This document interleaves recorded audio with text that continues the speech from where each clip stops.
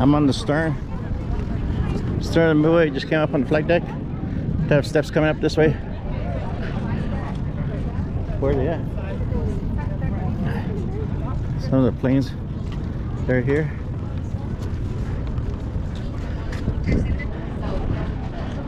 It's FJ3 Fury.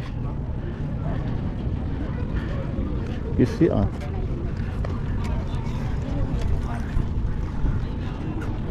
Voight F7U Cutlass.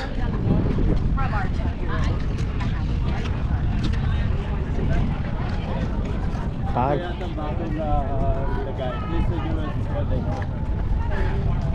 Because they just retired this aircraft. Did they? Yep. What do they use now? The 22. Oh. This is what used to bring our mail on board sometimes. Or new people come into the ship. Yep. So you can go in it. Oh. You want to go through it? Jasmine's gonna walk through this one.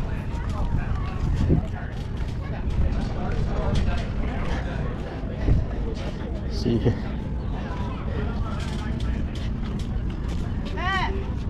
You think she cares? So, You guys are entering. I'll take. so this aircraft used to bring our mail on board, other packages, and people coming on board the ship. Kind of low too. Some of this stuff, it wasn't good to be tall. So will you see Yeah, facing backwards. I don't know. I asked somebody once, I forgot.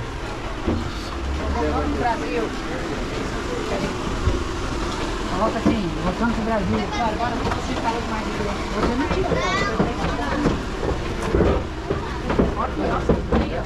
Aí, filho, você tirar foto com ele? Vem cá. Vai, filha, tira aí. Vai tirar logo pra cá, vem pra frente. Oh.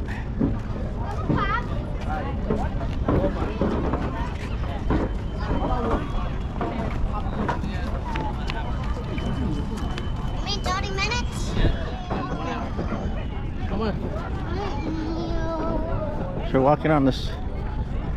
We're back in the stern area. We just went to that one Greyhound. There's an intruder over there. Huh? That thing's an intruder. Does not happen very often. He's telling you how they land. Did everything right. That's a.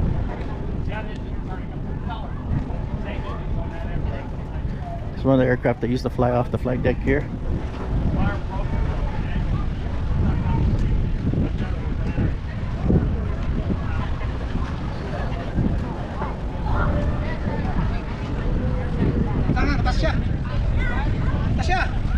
And for Phantom 2.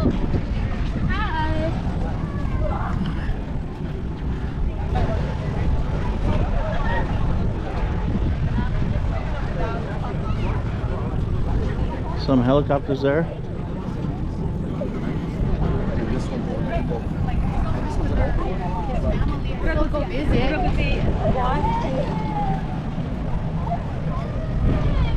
F-18 Hornet.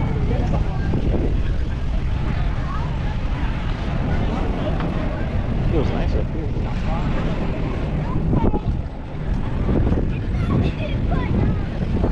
More of their helicopters. The 52 is an H3 Seabat. 31 there is a SH2 Sea Sprite. The A4 Skyhawk. There's another intruder over there.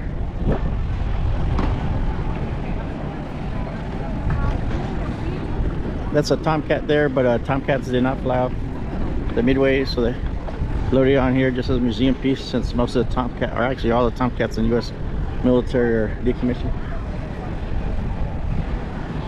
So I'm on the middle of the flight deck right now, the midships, looking up to the 41 Midway. There's the B&A crane we did maintenance on over there to the right. And then during Vietnam, some of the pilots had shot down some planes, so it's got the markers there.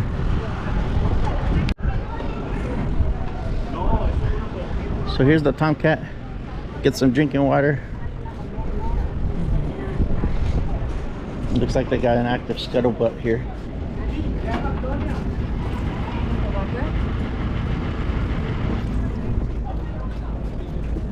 Well, it doesn't have jet fuel. Sometimes it does taste like this. But back when I was here, we had jet fuel in the water system. You miss. What miss? Oh. Yeah, you could taste it someday. So there's a plane that's marked off the USS Constellation. Another one for the Midway here.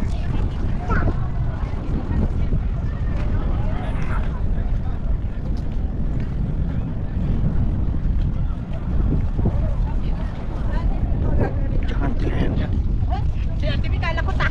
It's a Crusader.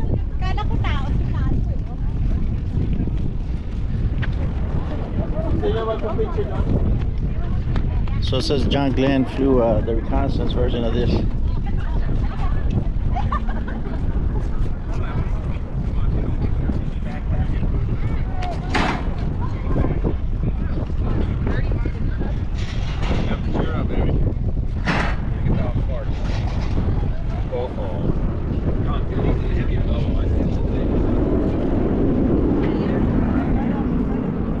A7 Corsair here.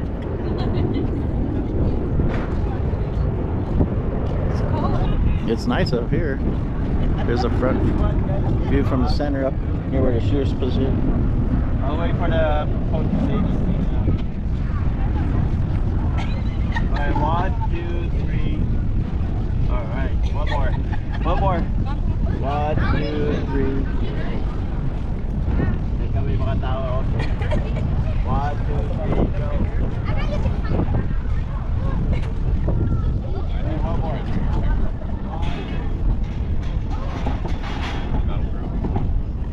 So see the bigger carriers over there? Those ones have, this has 2, those have 4.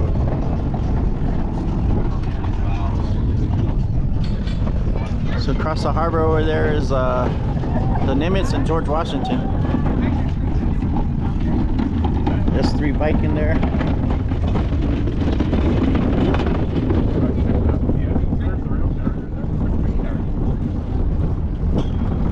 Flight deck going out to the bow.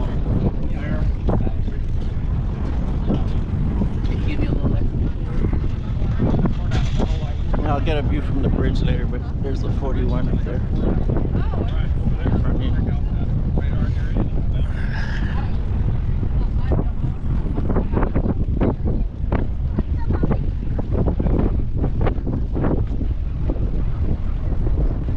It's a view of San Diego Harbor there. Coronado Bridge, 32nd Street Navy base is on that side. And then you got the carriers at the other Navy base.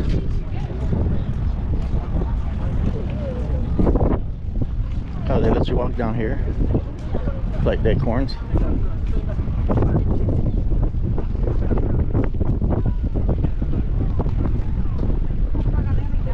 Huh?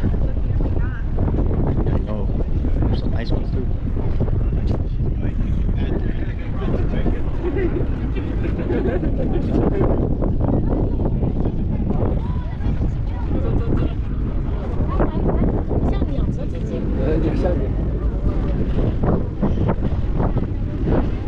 During Desert Storm, this area you see there, but this area, I'll find a picture and put it in the video and the description. But when we stood the mine watch in the Persian Gulf, we were up here in the forward part looking for mines, and there'd be a counterpart on the opposite side, and he was looking for mines. But we were down in this position. When they launched planes, we just had to get down with some other people that were manning other positions down this way. But again, in my video, I'll put the pictures where they took pictures of me standing the mine watch, and then you see some planes launching coming down this way where that Vikings lined up. So I have some photos of that I'll include in the video.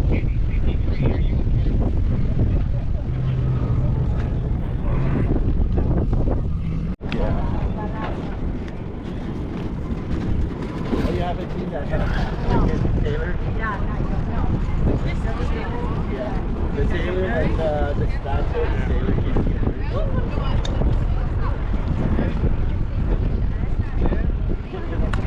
So we're gonna walk up into the bridge up there. Take a tour of the island. Go up to the conning area. See the helm I got qualified on to drive this thing.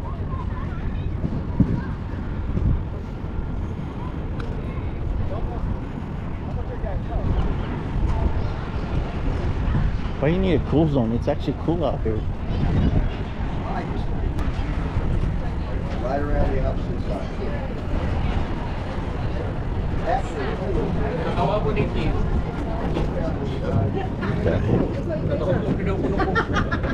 Ikaw sa isabi. We're going to the island tour, right? Yeah.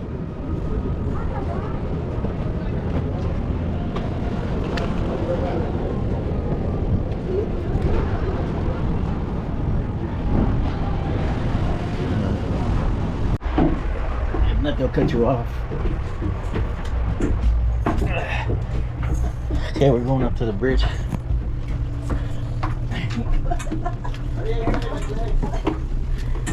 Yeah, that guy's gonna cut you off.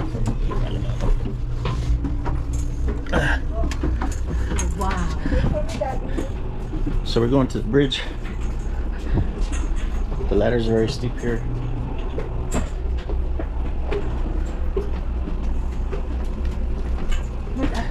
She's already up there.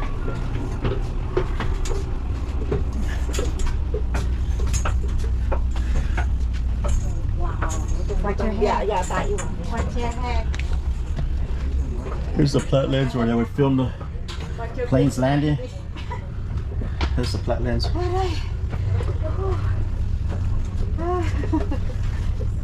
It's your exercise.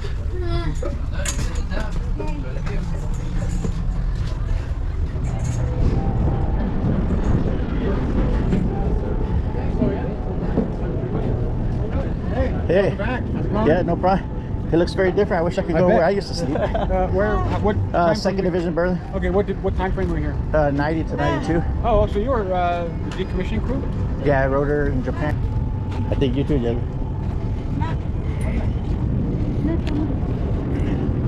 So we're not at the bridge yet.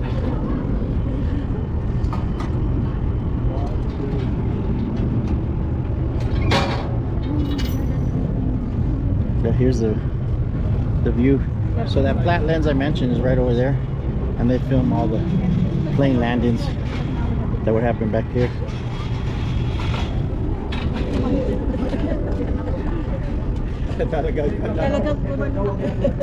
We gotta wait. They're very crowded up here, so the tour groups are by 20. We're gonna go that way. But they gotta wait till the Part of the tour. We only use it when we have long lines and things like that.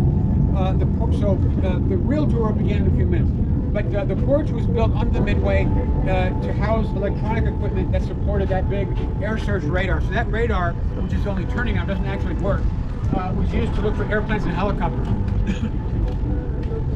But another use for the porch was to hold these things here. These are decoy launchers. And there are two kinds of decoys that they would use if they detected missiles coming inbound to the ship. If the crew detected the radar-guided missiles, they would fire what's called chaff out of these. And chaff is basically strips of aluminum foil cut to certain lengths to reflect specific radar frequencies. And so they're bundled together. I've never seen a chaff bundle, so I don't know what they look like.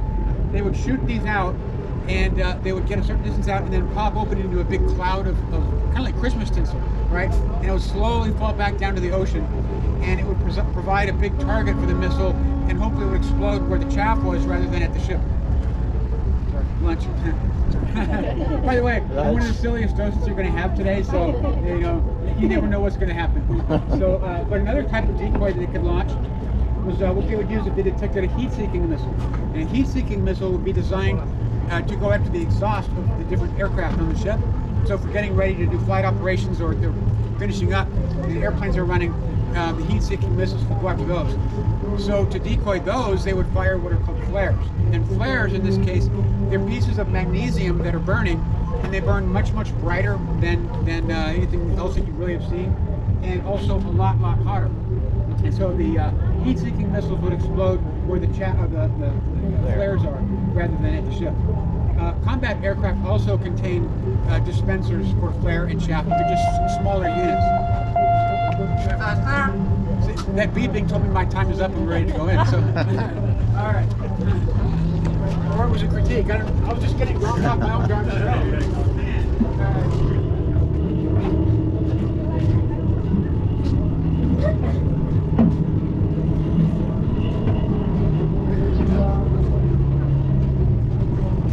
Top reels if anybody's interested, but that's a boat and aircraft crane there, the 2 hooks on it. Although maybe I don't know. Yes, you were spot on.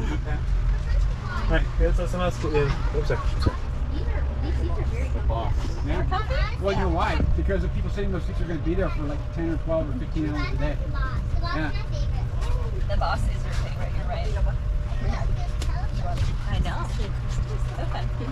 So we'll have to make a little bit more room for some people. It's going to get a little crowded in here and a little warm. I know.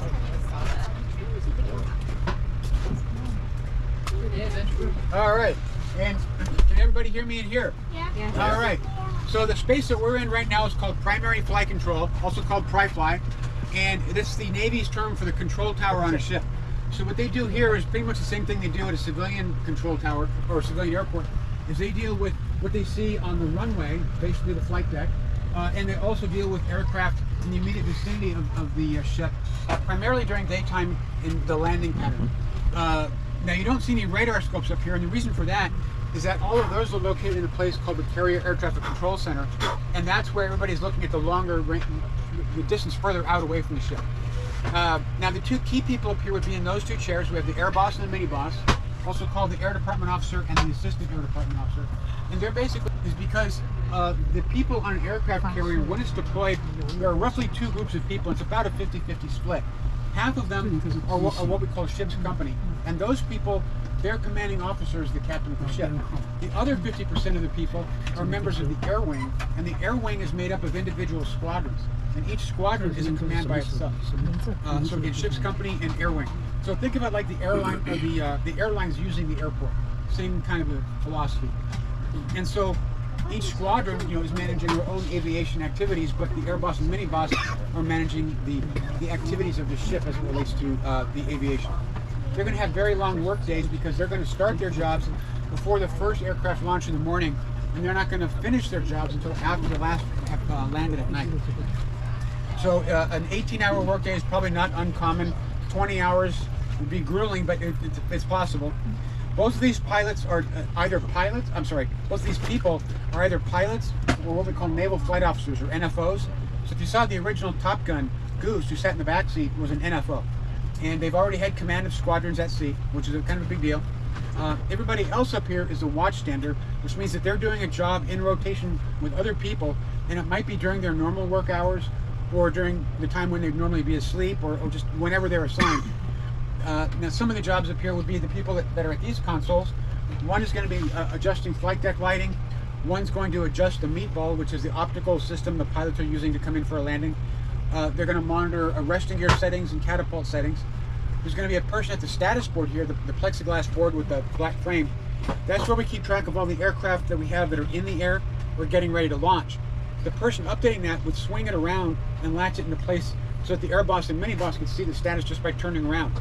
And in order to not block the data, they're going to be on the back side of the board, updating it from that side. So that means they have to learn how to write backwards. The area up front, where a lot of you are kind of stuffed in like sardines, that's where the squadron representatives would be. And those are junior pilots or NFOs from the squadrons on the ship. And every day, the squadron assigns one of their people to be the squadron rep. And they'll be here or in the Carrier Air Traffic Control Center, whether it's day or night, whenever they have an aircraft launching or landing, or if there's an airplane having a problem in flight. And so in a case like that, the squadron rep is going to coordinate with the pilot and the air boss and maybe the captain of the ship or the squadron maintenance department, and they're going to figure out a way to get the crew back safely, number one, and number two, if they can get the aircraft back too. The next stop is going to be the chart house, and we're going to go forward a little bit, down 3 steps, and then down a regular ladder. So when you're going down the ladders, you can go forwards or backwards, whatever you're most comfortable with. So let me sneak past you, and then I will guide you that way. So you want to follow me?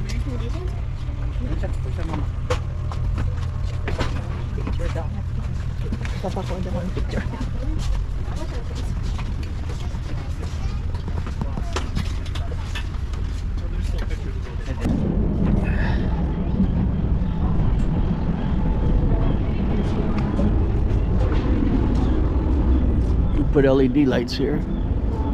41 lights up at night.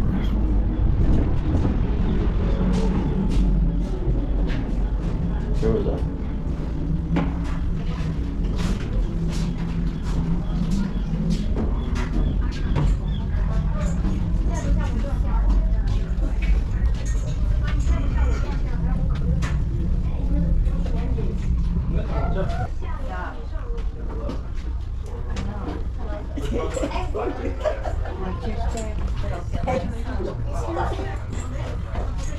Fix that.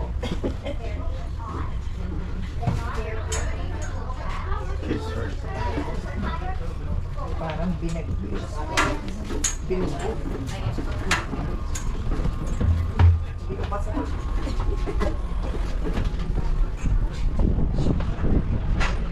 chart room.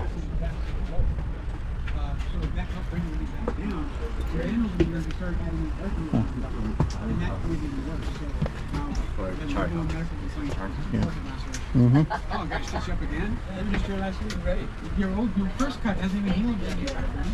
San Diego. Spell your name on your forehead pretty soon.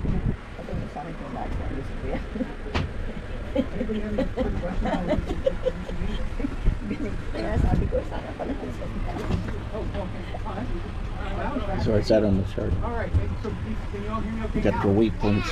Okay. Don't worry if you can't see me because that would cost extra for you to not see me, so you're getting it for free. Okay, so we're in what we call the chart house, also called the chart room. But the easiest one to explain is called piloting, and that's using these big sheets of paper. These are called charts, or nautical charts. And the gray areas are land masses, piers, anything above average sea level. The white and the blue is water, with the white being deeper water and the blue being shallower water. The little tiny numbers are soundings. So the depth of the water indicates the average low tide. What that means is the water is almost always deeper than the church road. And so as long as you're paying top, and then on top of that there's a little telescope. And I gotta tell you, the telescope is all cloudy. You can try to look through it, but you're not gonna see anything, so it's like, it kind of sucks. But so what the lookouts are gonna do is they're gonna find their assigned landmarks. So let's say there's a lighthouse. They're gonna, using an algorithm, they're gonna determine the direction to the lighthouse. It's called a bearing. They're gonna call that in, and then the quartermaster here is gonna calculate what they call the reciprocal bearing, which is just the opposite direction, so it's 180 degrees out. Then they find that landmark on the chart. You'll see they're indicated with letters.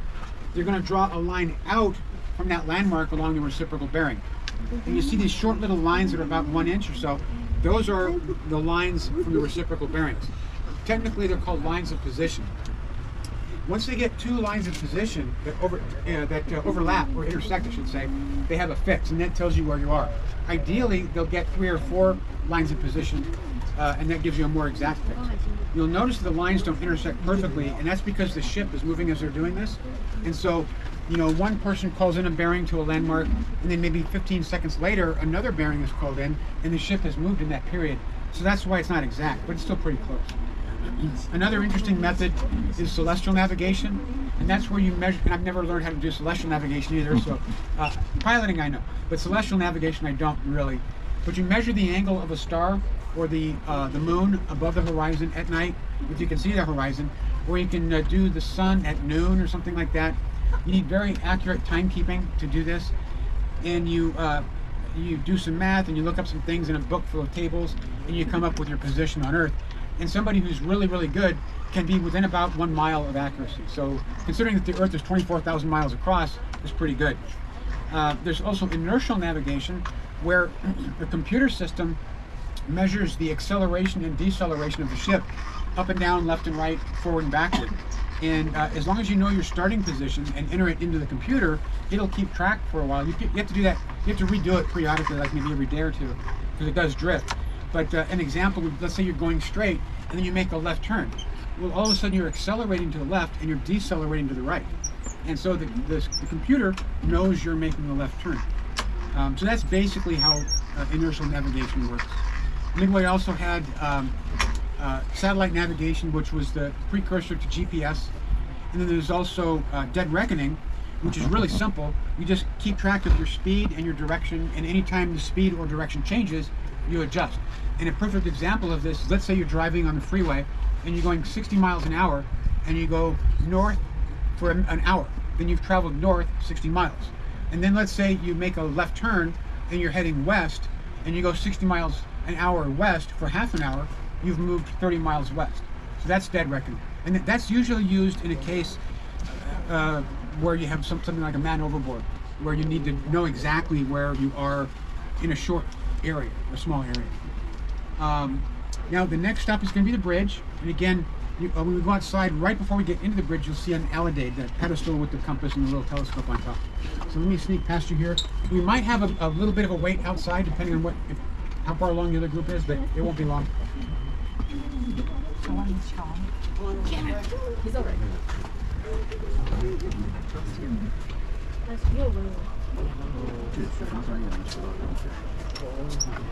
Thank you. Yeah. No, this one's Yakuska.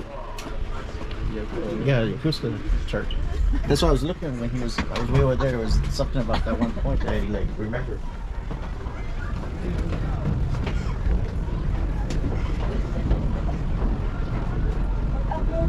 I like Yakuska.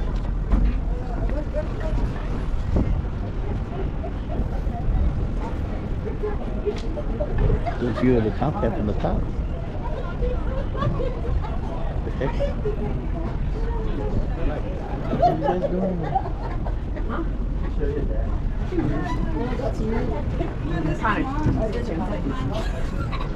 The heck? Gonna have to send back the PA. Go ahead, send back.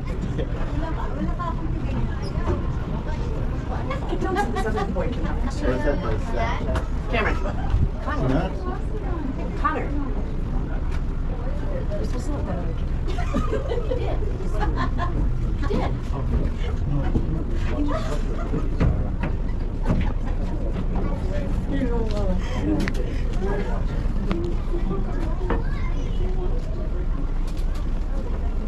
Going into the bridge.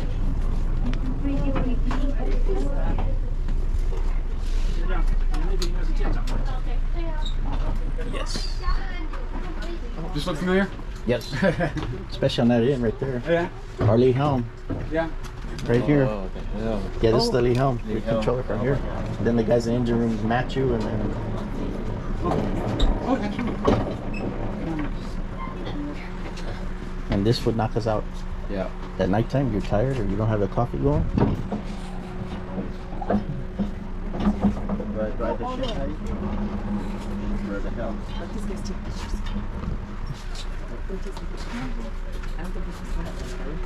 Alright, who's that? This is where he's gonna talk. Go ahead. I'm your help. All right, and can you all hear me okay in here? Yep. All right. Yes. So we're in the bridge. This is where they command the ship from. The captain would be over there in that chair on the left. The captain, like I've said before with other people, is always a pilot or an FO. This is on an aircraft carrier, by the way. The captain has already been the executive officer or second in command of an aircraft carrier. Has already had command of a squadron at sea.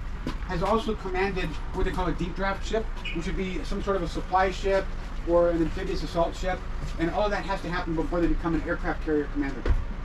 Well, there's the navigator's chair.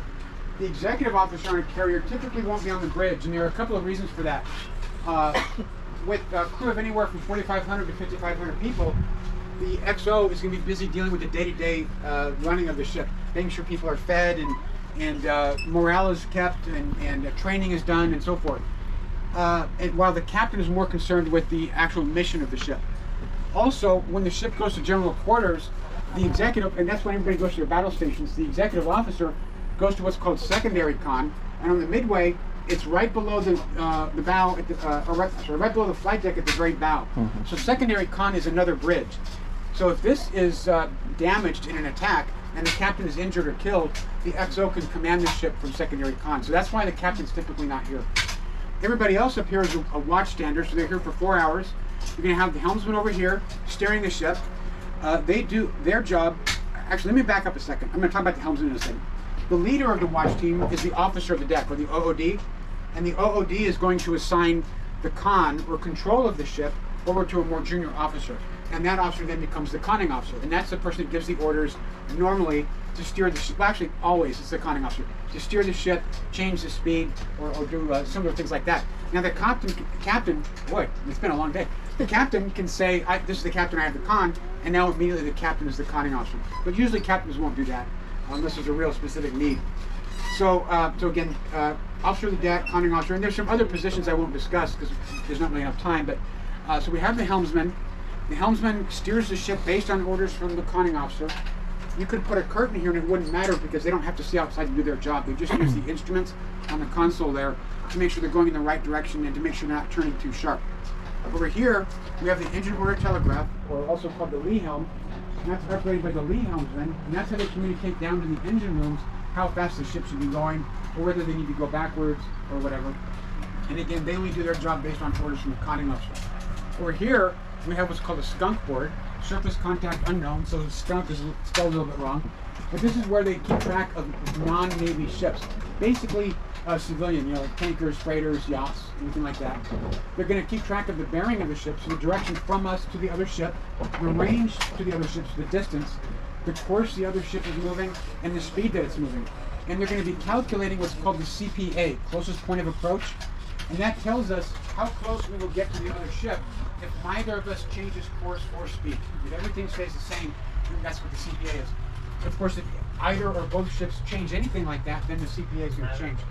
What they want to avoid is CBDR, constant bearing decreasing range, and that means that the direction to the other ship is staying the same, but we're getting closer, and that means we're going to have a collision. Eventually, the range is going to be 0. So we have ideally the room, an office, a conference room, and that's also where the captain's galley is. And then when the ship is actually underway at sea, the captain typically chooses to sleep in the at-sea cabin, which is right here. And that way, in the middle of the night, if there's an issue, the OOD can bring the captain onto the bridge, and the captain can be here in 5 or 10 seconds. And just pull on some pants and be on the bridge. So that's what this is over here. Come on over this way. No, I'm not going anywhere.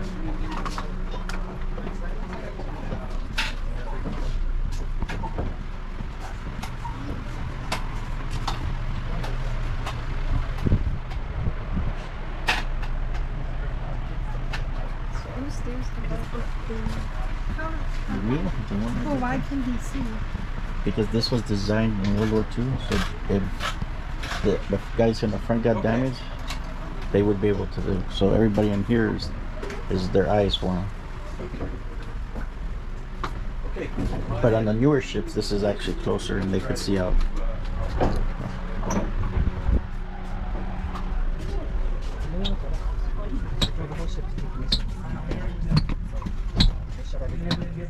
Take care. If you have any questions, let me know. I think it's Zabrowski. Yeah, Ernst, yeah. Ernst. Dad, you want to get in front?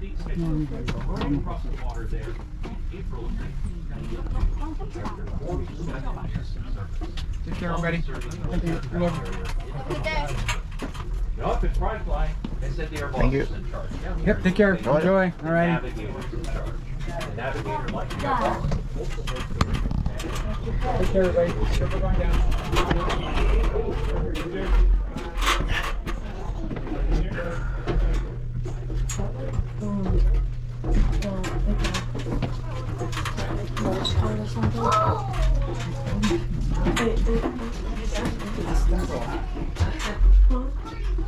There's our 15 Kevin.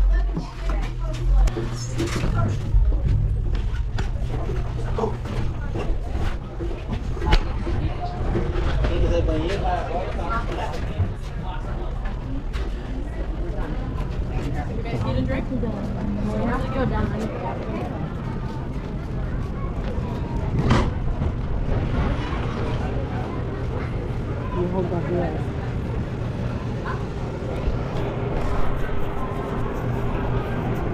Yeah, head out. Yeah.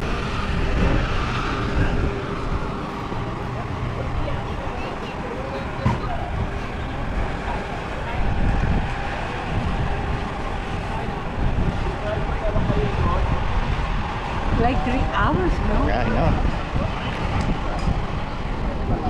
Hey y'all, Jose Fantasticville. This is gonna be a longer video, I believe. I'll probably have it separated maybe in 2 or 3 parts.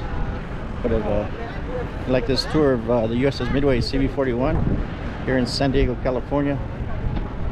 Go and like, share, subscribe. Have a good day. Adios.